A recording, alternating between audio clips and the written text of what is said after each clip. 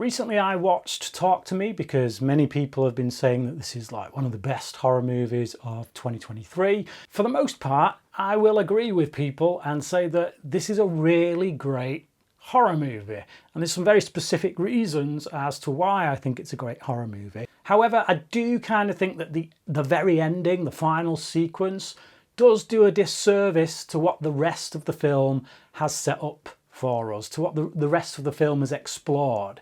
Now, for those who don't know, this is a movie about a group of young people, early 20s kind of people, late teens, that sort. And they come across this hand. It's kind of embalmed, and if you shake it and you invite the spirits in, you've literally got to say these certain words, it invites the spirit in, and then you start to see dead people. One of the girls that does this has been reeling from the death of her mother, and when she gets involved with the shaking of this hand or the touching of this hand, she starts to communicate supposedly with her dead mother.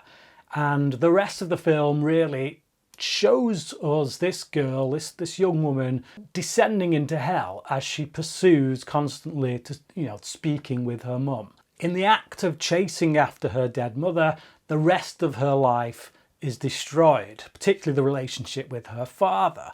Now, all of this is really good in a horror movie. Now, obviously, something like this happening in real life is not good, but with regards to what the film is exploring from a Christian point of view, it hits so many nails on the head. In Leviticus, we are told, "Do not turn to mediums or seek out spiritists, for you will be defiled by them. I am the Lord your God."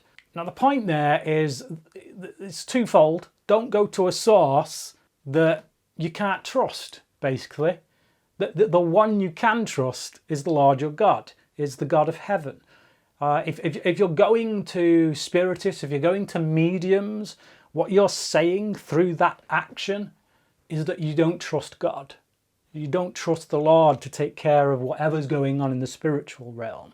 You're forcing your way in to something you don't understand. The prophet Isaiah backs this up further when he says, "When someone tells you to consult mediums and spiritists who whisper and mutter, should not a people inquire of their God? Why consult the dead on behalf of the living? Consult God's instruction and the testimony of warning.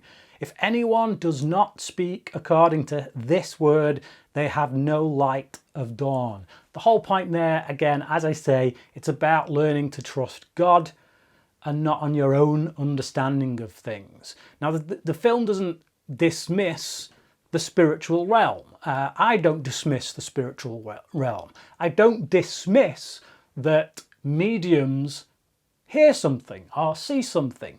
When people say, "Oh, do you believe in mediums?" It's 50-50. Yes, I do.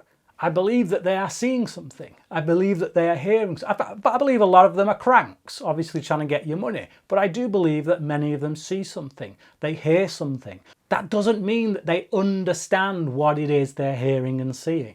As Paul reminds us in his second letter to the Corinthians, even Satan disguises himself as an angel of light. That's essentially what the film shows us. It shows us these demons, these forces of evil, these emissaries of Satan disguising themselves as loved ones, as people who've gone before us, who've died. In the case of this main character, she believes she's seeing her mum. She believes she's speaking to her mum, but her mum is telling her to do things, and she's showing her things that are lies, and it leads to her doing things, behaving in ways that, basically lead to her total downfall, because she doesn't understand that what she's actually communicating with is something demonic. So biblically, that's all really sound. So as a horror movie, for me, that really works.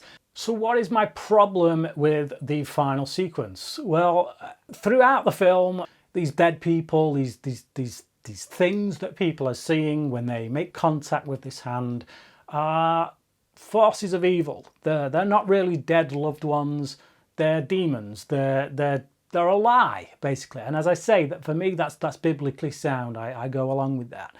And when we get to the end of the movie, this main character, she has a choice. She's ended it for herself rather than continuing down the path that her dead mum is taking her down. And that for me should have been the ending. That should have been that, boom. But instead we then go into the spiritual realm again. We're seeing it from her perspective. She's still her from what we can tell. There's been no change there. It's just, oh no, she's realizing she's dead. And now someone is reaching out and touching the hand, and she goes towards the light. And she becomes one of those spirits. She becomes one of those dead people that is now going to communicate with someone who's messing with that hand.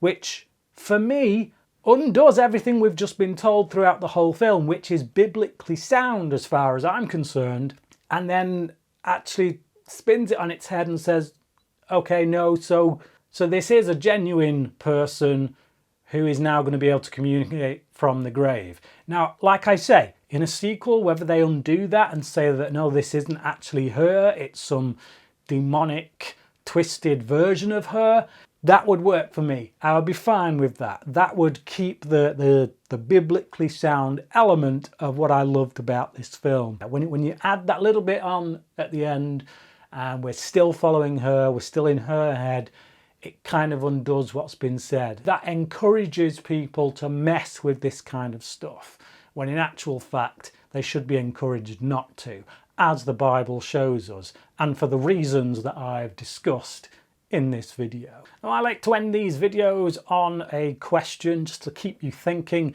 and my question to you is this: if you've ever gone to see a medium, if you've ever gone to, a tarot card reader or any of those kind of people, and they've told you something and it's affected you, whatever, I just ask this question: how do you know you can trust them?